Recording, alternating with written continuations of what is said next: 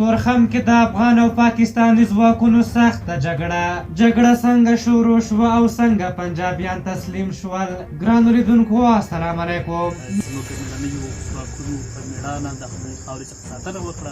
نن ماښام ته نږدې د افغان او پاکستاني ځواکونو ترمنځ تورخم کې سخته نښته وشوه.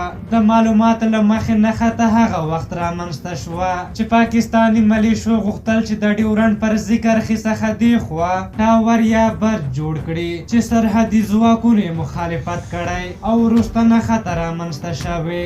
دغه نښتې شاوخوا 2 ساعته دوام وکړ. په نښته کې یو افغان سرتیری شهید شوی او 3 تنه نور ټپیان شوي.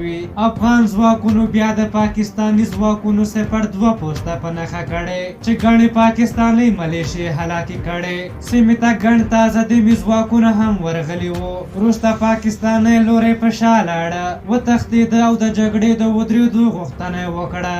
افغان ځواکونو په سیمه کې د پاکستان تاسیسات ونړول او په افتخار او لوړ سر له هېواده دفاع وکړه. تور پنجاب یې ماته او په شا یې کړ. ټولنیزو رسنیو کې خلکو امنیتي ځواکونه ستایلي او پراخ ملاتړ یې ترې اعلان کړی. هغوی رښتیني مجاهدین او غازیان یاد کړي. په هر حال دا لومړی ځل نه دی چې د افغان ځواکونو او پاکستاني ملیشو ترمنځ نښتې کیږي، بلکې یو څه موده وړاندې په سپین بولدک کې هم سخته نښته وشوه چې ګڼ پاکستاني پوځیان پکې هلاک شول او پنجاب هلته هم تاریخي ماتې وخوړه. په هر حال تاسو د دغې موضوع په هکله څه نظر لرئ؟ خپل نظرونه هم راته په کومنټ کې ولیکئ. که زموږ ویډیو مو خوښه شوې وي ضروري لایک کړئ. تر بلې ویډیو مو په نوې بخښونکي خدای سپارم. د الله په امان.